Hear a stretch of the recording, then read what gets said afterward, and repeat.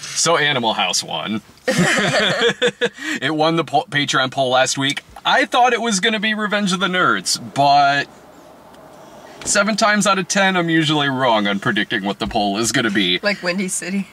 The first time I put up Windy City on the poll, I thought it was going to win because that Independence Day '83 movie won.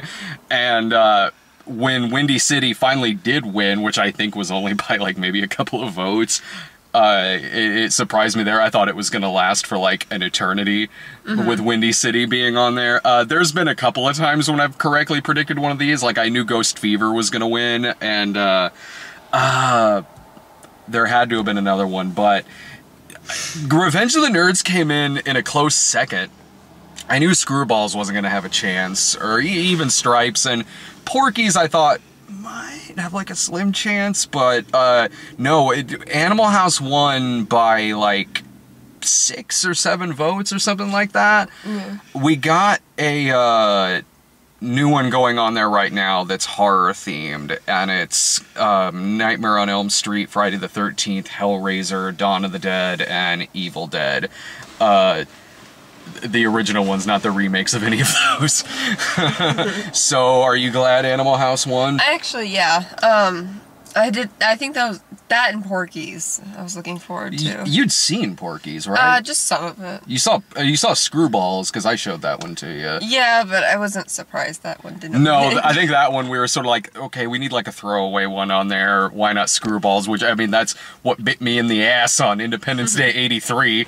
I need a throwaway one on here. Fine, this Kathleen Quinlan melodrama. What? So.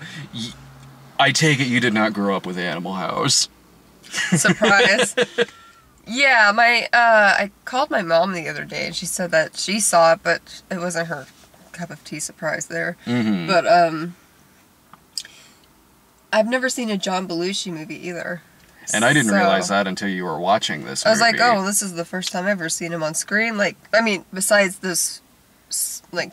Samurai Delicatessen. Yeah, like Samurai a couple sketches. of them. Yeah. But, yeah, that's the first time I've ever seen him in a movie. So that was kind of interesting. And he, right away, like within 20 minutes, I just realized, but I noticed how brilliant he is just with his face alone. Oh, yeah. Animal House, I'll get more to John Belushi here in a second, but Animal House was a movie that my parents certainly loved the hell out of. My mom, they went to go see it in the theater, and my mom didn't grow up with a lot of going to see a lot of movies because she came from a really religious background. My mom was never religious necessarily, but she just, her mom, my grandma, didn't really let her watch much, certainly didn't take her to anything. So it wasn't until she and my dad got together, because my dad grew up a big movie guy, and my cousin Bobby too, and they would go see everything together. So once my mom and dad got together, they saw everything under the sun. And when Animal House came out in '78, my parents had been together for like a year, I think, because I think they got together in '77. And my mom hadn't seen a lot of movies like Animal House, which, to be fair on that, Animal House really did kind of was kind of the start for that big trend of raunchy comedies to come after it. So really there wasn't a lot before Animal House like that anyway, except for maybe like, you know, Kentucky Fried Movie, Groove Tube, and a few other things. But so when Animal House came out, my mom was like, I don't want to go see that, they look stupid. And they go see it and have the time of their lives, and ended up seeing it like 7 or 8 times in the theater. I mean, it was a phenomenon. It had like a $2 million budget, brought in $140 million or something like that. I mean, it certainly stood the test of time in being a comedy classic. And when I was growing up, Animal House was one that I would watch a handful of times, but there were more... there were other comedies from that era that I grew up watching more of, like Caddyshack, Vacation, even 1941, which to me is one of the most underrated comedies of all time. But every time even though I maybe didn't watch Animal House as much as I did some of that other stuff, this is a movie that, for me, gets fucking funnier and funnier every time I watch it. When I was watching it with you tonight, it'd been a handful of years since I had seen it. Maybe I hadn't seen it since my 20s, but goddamn, I was just in tears laughing watching this movie again. Me too. In jokes that I knew were coming, in jokes that we all quote, scenes that you just saw this movie, but even you know of, like the like buffet scene and yeah, there's a ton of parts in the movie I was really laughing at. Yeah. I was really actually surprised about this movie. At first, when I put it on the poll, I wasn't sure if you'd like Animal House or not, just because, I mean, I don't know, it is a movie it is wildly outside your demographic, and you didn't grow up on it, really, or even that kind of movie, so I wasn't sure, but the more I thought about it, again, because I wasn't surprised you liked Caddyshack, but the more I thought about it again and again and again, I knew you were going to like this movie, because it is such a cartoon. It is such an exaggeration of this kind of scene, and it's so clever, and it's so physical and funny, that I had a feeling that you were really going to like this movie. It was consistently funny. The soundtrack was really good. Oh, the 60s soundtrack? Yeah. And you love Tom Hulse. Oh, God, I do. Oh, I mean, that sounded really weird. Oh, God, I do. I like him a lot because Hunchback is one of my favorite movies of all time. Mm-hmm. The Disney one. Mm-hmm. And also some of the other ones, but... Hunchback 2. No. Amadeus. That's my favorite movie. No, yeah, Amadeus, that's also one of my favorite movies. I just love Tom Hulse. He's a brilliant actor. I know, I kind of wish he won that Best Actor award. For Amadeus? Yeah. He's so good. And even Parenthood, his role in Parenthood. I know, I love, that's one of my favorite. Yeah. What did he say? His name is Cool. Did he say cool? Cool. His name This is is my Cool. son. When he gets thrown out of the car. He's like, that was just a couple of friends, you know, they just dropped me off. Friends slowed down, they even stopped. He just laughs it off, like, haha. Yeah. Come on, Cool.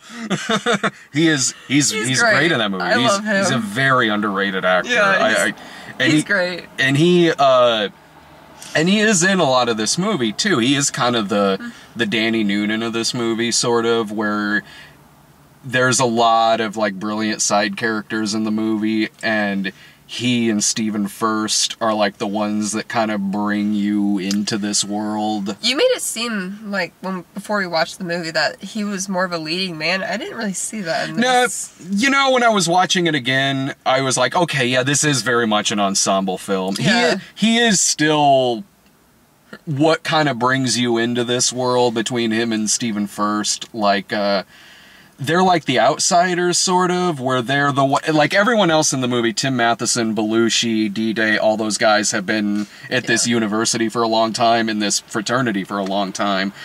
And Hulse and Stephen Furst are like kind of the audience avatars in a way. Yeah, I was just expecting more, I guess. I was like, oh my God, I love him. And I just saw him like a few scenes, I guess, in the movie. He's in the movie way more than Kevin Bacon. That's true. No, it just does everything so well. Things that, like, I don't know how it would read on paper. Like, maybe on paper it would read perfectly fine. It was the actors. The actors, the music, the musical score, outside of, you know, like, Hey Paula and you Let's mean, like, Dance when and it things was like that. the score where he was like trying to... When one of my favorite scenes in the movie was Belushi was or I guess Bluto was trying to like sneak around for nothing. I don't know. They're sneaking the horse into the and Deans. he was like do do do do do. And he was just like, I don't know. I thought that was really funny. it has all those things in it that you would see later be parodied, like the stuffy dean, the like stuck up fraternity, like the rich kids and things like that. But you know, I mean, it does it. It's still funny because I mean, John Vernon as Dean Wormer is, I mean, he practically made a career of playing parts like this, and there's a reason, because he was great at playing that kind of role, whether it's Dean Wormer or the police commissioner in Dirty Harry. And as the villain in Ernest Goes to Camp, and like the stuffy sheriff in Killer Clowns from Outer Space. Like, he just has that perfect delivery, that great look where... Stupid Dean. Yeah, like on The Simpsons. Yeah. Oh, I'd like to take the starch out of that stuffed shirt. He was even doing anything wrong in that episode. Stupid Dean. Sorry about that. Hitting you by the car prank. Prank? It's got such great setups and payoffs for everything, because it is a juvenile film. It is very sophomoric. It is a tasteless comedy. But what it does so well is that it sets you up. One, it's taking place in a very exaggerated environment. But it has good payoffs for all of these stuff, all of this stuff. Like, the horse dying of a heart attack. With and its hooves straight up in the air, and it turns into the classic, whoa! And Belushi could just, I mean, you were, like you were saying, how, like, within just minutes of seeing him on screen, that you're like, yeah, okay, like, within these few minutes, I get the genius of this actor. And only with facial expressions for the most part, too. Yeah. I mean, when he was going through the lunch, when he was going through that lunch line? Lunch line, yeah. He started piling a bunch of crap, taking bites out of things, putting it back, and... and stuffing stuff in his pocket, like he's saving it for later. It's like, he was like, okay, I like this, let me put it in my pocket. There's different things I notice too when I watch it again. Like him when he sits down at the table and he grabs food from other people's plate and just... Oh yeah, no, I noticed that. Yeah. That was like, did he just take something off someone's plate? Mm-hmm. He just put it on his own tray, he doesn't even eat it. When he stuffs a whole burger in his mouth. Yeah, when he was trying that burger, he was like, and just shoved the whole thing in his mouth. That was funny. He was a genius physical comedian, and he could throw a line like a motherfucker. Like, he could just say something normal, and he could just do it in a way that would get a laugh. Like, what he does with his eyebrows, just little touches. Yeah. Like, when five of them are in the dean's office, and the dean says to Tom Hulse, like, congratulations, you have the highest grade point average of everyone in your house. And it's like a 1.2. And you just see Belushi just next to him, just like... Yeah. It's the little things. That's what makes this movie really, like, rewatchable. Yeah. Because there's these really tiny things, not just from John Belushi, but he's a big part of it. Yeah. But in the background or anything small, if you watch it again, you're like, oh, that's really funny. You know, I think that's what makes this movie really rewatchable. So. And you're right in that because it is an ensemble film, and he's brilliant in it.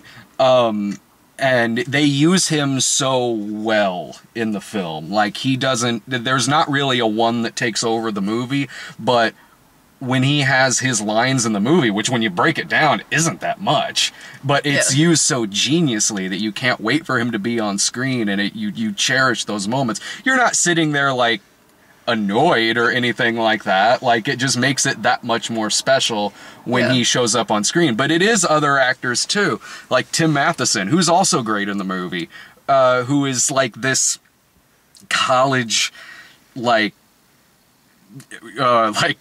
ladies man womanizer type, and he's moving through like he's cool and bad and all that, but he does little things that are really clumsy, like when he's fixing that drink for Verna Bloom, and he's flipping the ice in the air, and it's missing the glass, and then Tom Hulse trying to take the bra off of... Oh, yeah, of that Maggie was, from they were going Caddyshack. back and forth with that scene. When I told you during this part of the movie, I said, God, this is why I don't like boys.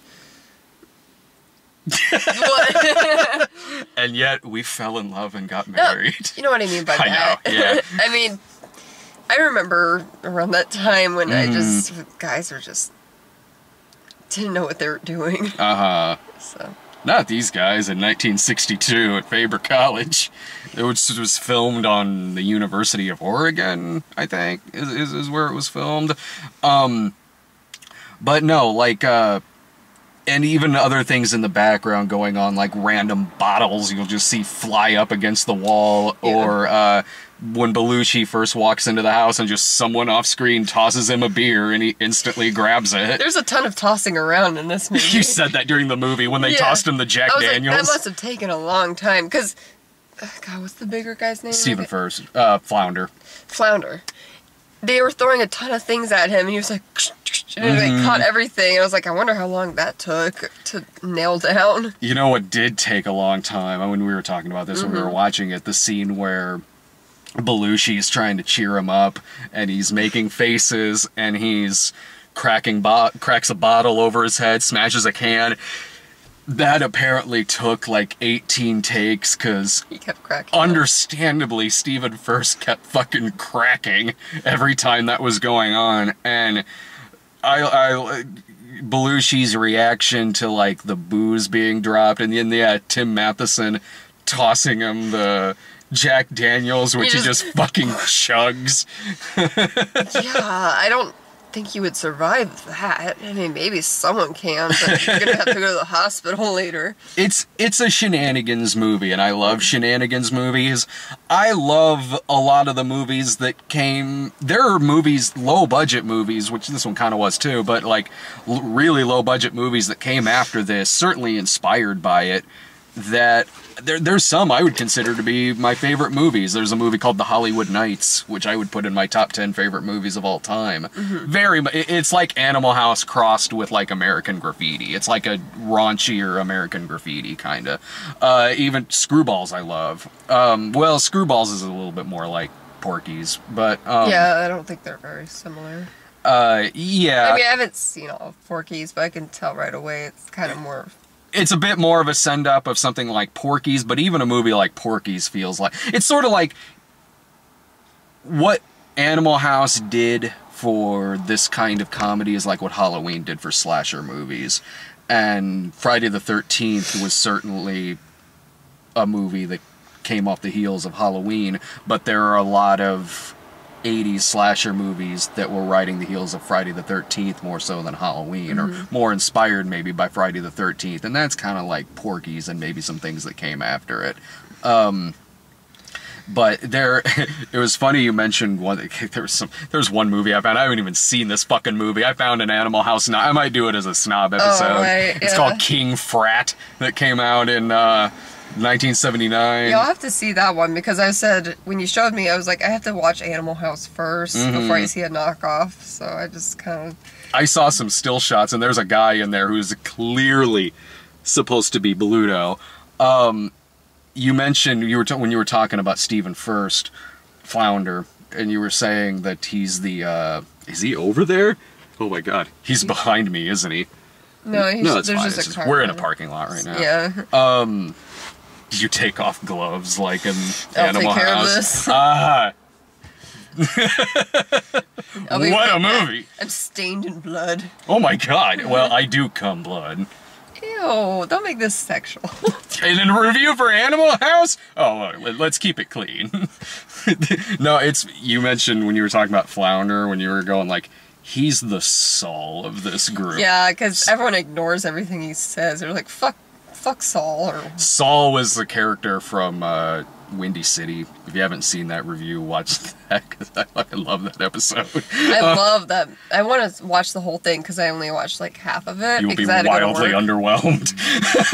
I know, but given but we have kind of a inside joke about it. With Saul. Fuck Saul. It's funny you mention that, because there was a sequel series, a television spin-off of Animal House in 1979. It only lasted 13 episodes, and it was called Delta House. It's on YouTube, in varying degrees of quality, of video quality, but like,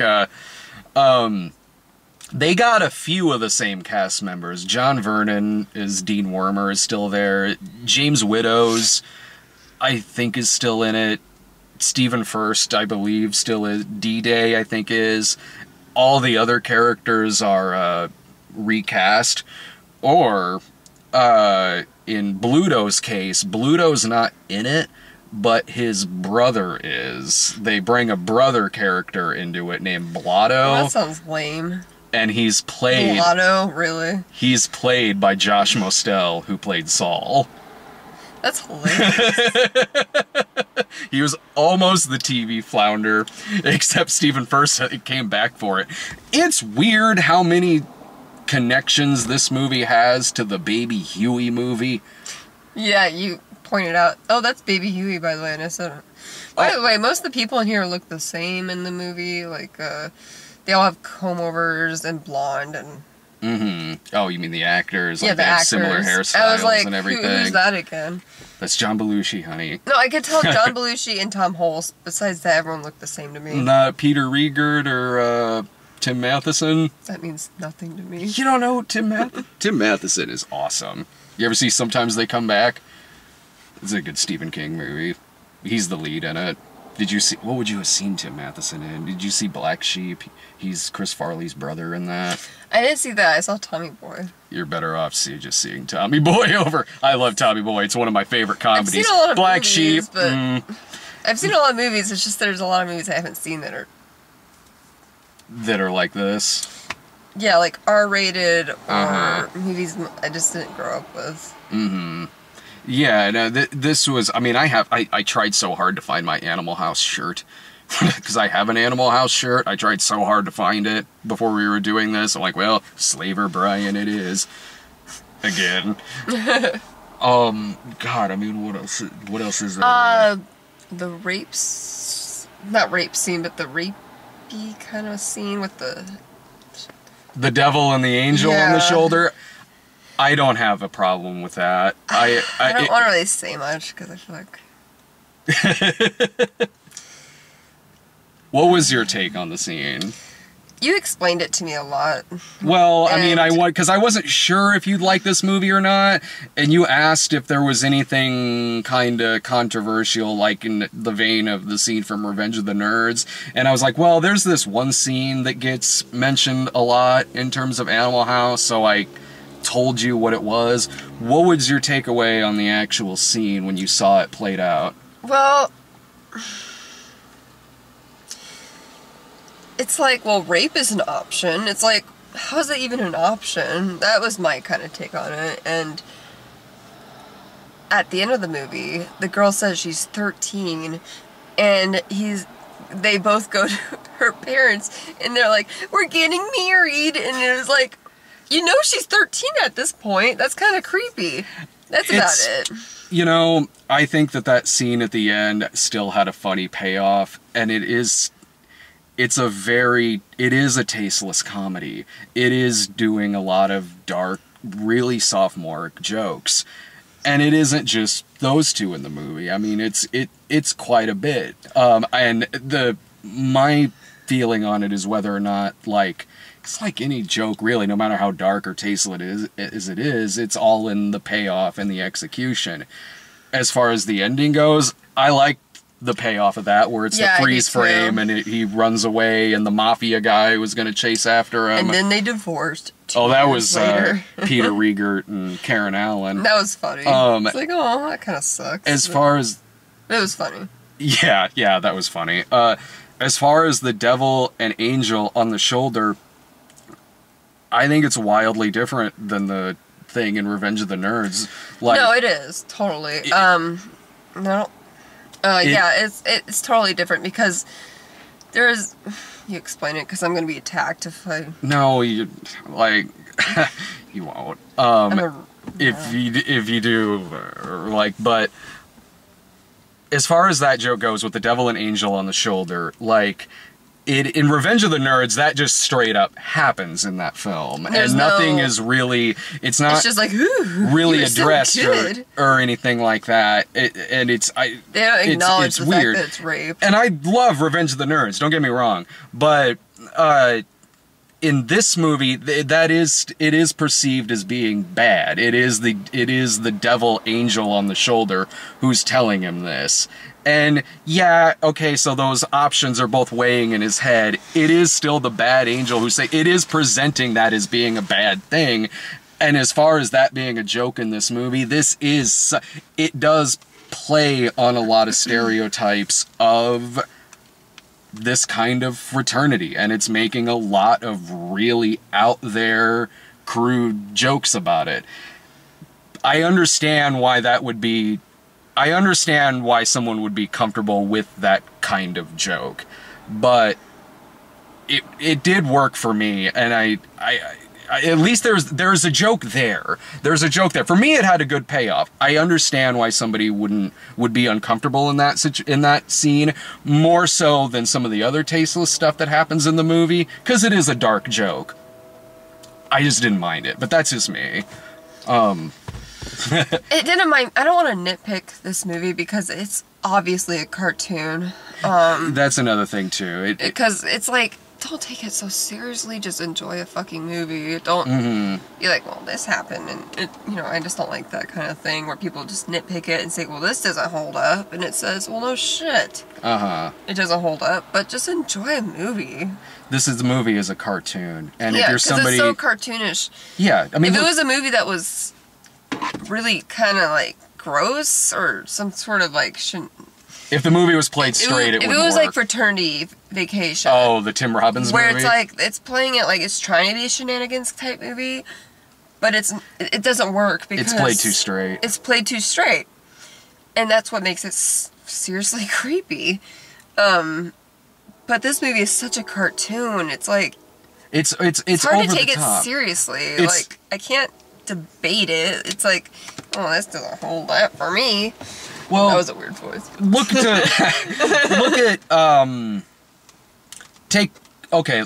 For an example, look at the scene where John Belushi is peeping in on the girls' dormitory. Oh, that's another scene. It's such a cartoon. He looks in there and they're all pillow fighting each other. Yeah, that's what we do. I mean, it's not set in any kind of reality, really. Like, it's a really physical gag. He's on the ladder, he's hopping back and forth between they're pillow fighting each other. I mean, it might as well be a slasher movie at this point. During that scene, I was like, man, I wish I looked like that when I was unclothing. Like, where I'm like, What was the scene where she was showering or something? Or she was undressing and she was rubbing her nipples? I was like... That was that scene. I was like, And he's working those facial expressions. Like, he breaks the fourth wall and then he falls back and injures himself. It also helps, too, that a character like Bluto is like, he's big and dumb. Like, he's a dumb guy. Well, no, he does get. Oh, yes, Senator and Mrs. Robert Blutarski.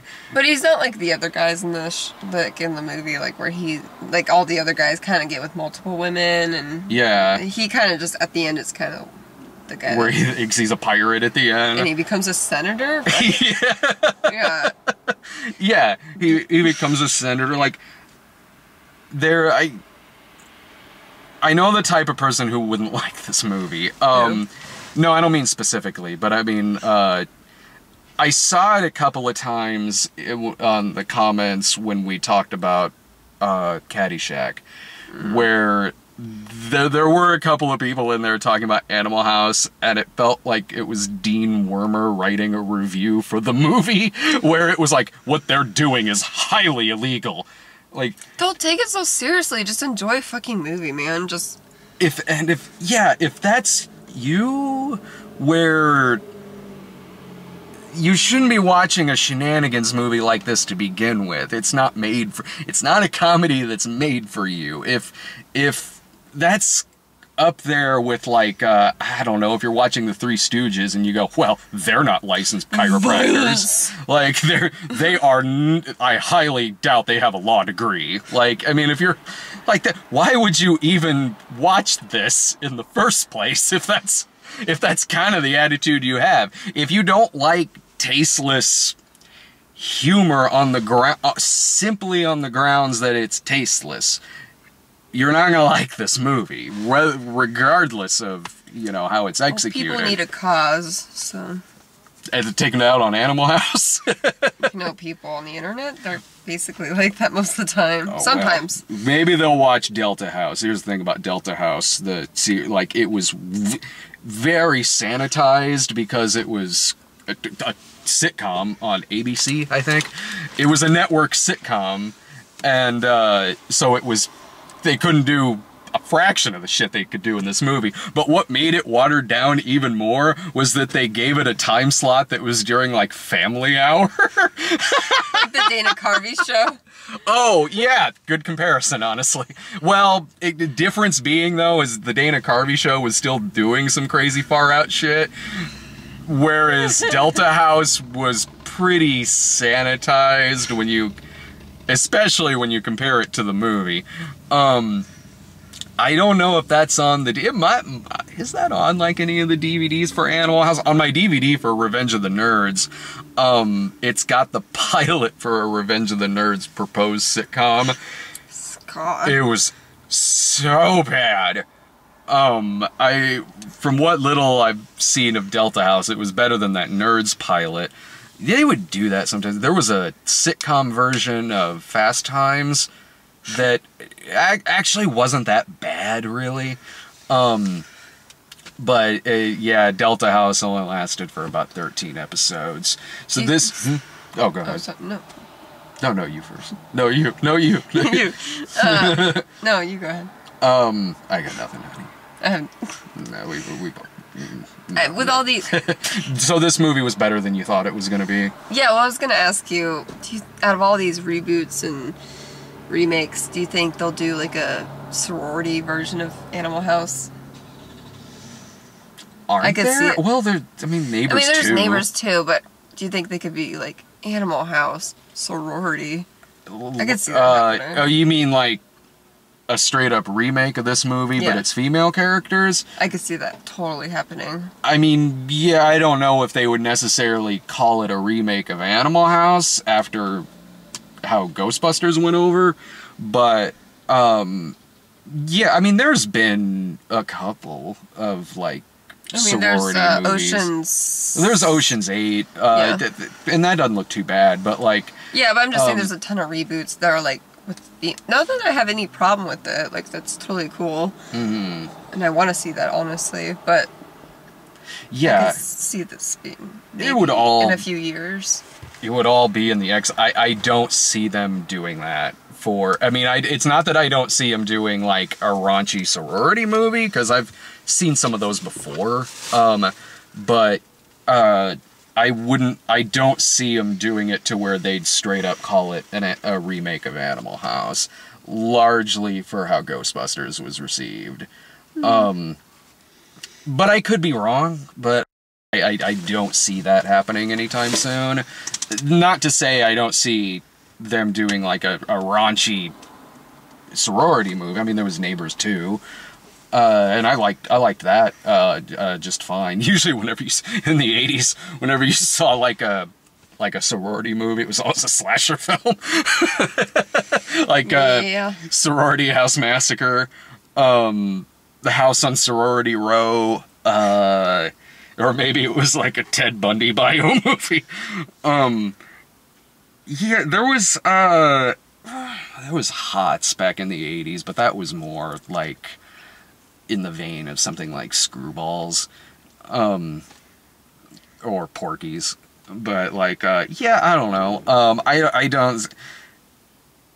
I don't think they should touch Animal House, regardless of... They shouldn't have touched a lot of things. I mean, that's true, but Animal House is such...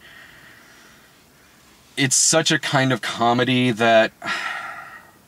I'm not saying that you couldn't do a raunchy frat movie now, because there's Neighbors and there's some other things, but it wouldn't have the bite of this movie, and it would be more... They'd be kind of walking on eggshells on it a lot more now versus back in 1978. Yeah. But again... you know, everything else gets fucking... They remade Vacation. It was a piece of shit. They remade Ghostbusters. They remade... yeah, I guess I could see him doing a remake of Animal House. But there's Neighbors. And I like Neighbors. And actually, I was thinking about Neighbors when I was watching this. Which one did you like better? The first or the second? No, the Neighbors movies versus Animal House. They're different. Yeah, they are. One takes place in the 60s, the other one takes place... Or was it the 60s, or was it... In Animal House, 1962. Yeah, it was... One takes place... They're just two different eras. What I was thinking when I was watching this movie with, the whole frat scene, I was like, I wish this was the frat I went to. I mean, not went to, but frat party I went to. Yeah. Because I went to one frat party, and that fucking sucked. Everyone is so gross and trying to touch you and drug you, and I'm like, ugh, I felt really uncomfortable. They were just serving drinks that were... Like, they're like, oh, have some punch. That only the frat guys were able, to pump out the fruit punch, and I didn't know what was in it. Yeah. It's not that I got roofied or anything, but I didn't feel comfortable. It was like this gross basement. I don't know. It's just... Yeah. There's a reason why I didn't like universities. I always went to community college, and... I was a partier, but I was never a frat guy. I mean, I spent a year and a half in college, and I mean that in the loosest of terms, because I barely went, and I mostly just stayed out partying, but I was never in a frat. I was just always downtown with my friends at the bars drinking. Yeah, and there's a difference between that and being a frat boy. Totally.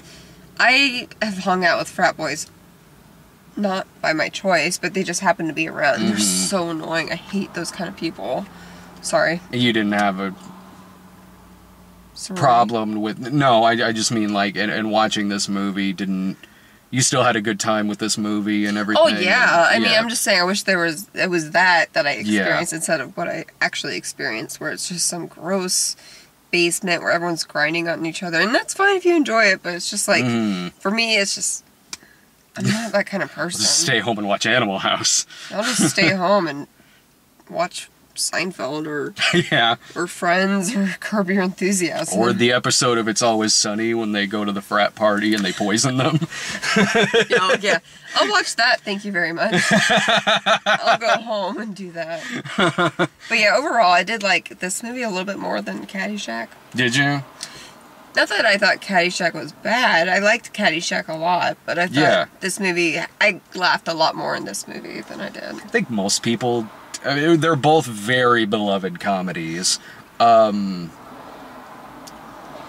least upon release, and maybe overall, Animal House has typically gotten better reviews. Caddyshack was always the one that I watched the most.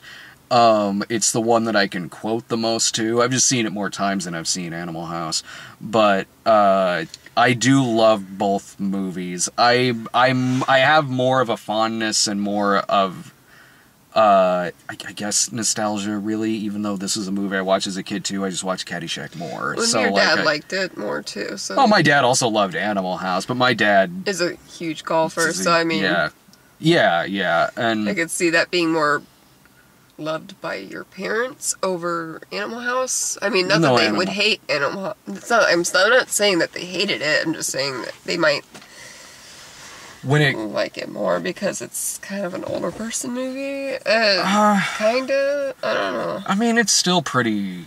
It still has that raunchy juvenile humor of Animal House. You can tell it's from the same writers. This is way more juvenile, though. No, it is. But I mean, Caddyshack is... Caddyshack, I think, had a bit more, like, improv going on in it, but it's the same writers are on both movies. But no, as far as even Belushi movies go, I mean, he wasn't in Caddyshack, but Blues Brothers I watched more as a kid with my parents. Blues Brothers is, of the Belushi movies, Blues Brothers would be my favorite one, or 1941. I mean, he only had a handful of movies, but they were all great. I loved that movie Neighbors with him and Dan Aykroyd, which is really I really want to watch that. It's a really underrated dark comedy. He did this more of a kind of a dramedy with Continental Divide, which was good. That really showed that he had range. That he did have a lot of range in the short filmography that he had. I mean, even range comedically, you can see his comedy range just between Animal House and the Blues Brothers. In 1941, he's playing a very similar character that he did in Animal House, but even between Blues Brothers and Animal House, it's just the man he's a legend for a reason. He's just a raise with an eyebrow, and the guy could just make you laugh. He is such a brilliant comedic actor that he's lovable even when he's standing on a ladder watching girls have a pillow fight with each other. Any final thoughts about the movie? I just realized I've probably been cut off most of this time because I've been sitting here like this. No, I can still see you. Yeah, half of me. I really liked it. I think anyone my age should watch it without nitpicking. Because, yeah, there's stuff that probably doesn't hold up, but to a lot of people my age, I'm like, okay, well, just watch a fucking movie. Don't nitpick something that's such a cartoon. Yeah. I mean, yeah, some things are not cool. If it was done differently, it wouldn't be cool, but the way they did it was really funny. Yeah, it still holds up for me. I had a blast watching this movie again tonight. I'm glad it won the poll. I thought it was going to be Revenge of the Nerds. I was wrong. I don't know what's going to win. I think they all got a pretty even chance on the next one. Just go to patreon.com/thecinemasnob. So I mean, I have my guess on what's going to win, but I don't know. But anyway, I'm going to try to see Tully sometime during the week. I can't remember what comes out this weekend. I think it might be Deadpool 2. I can't remember. But anyway, see you guys later. Bye.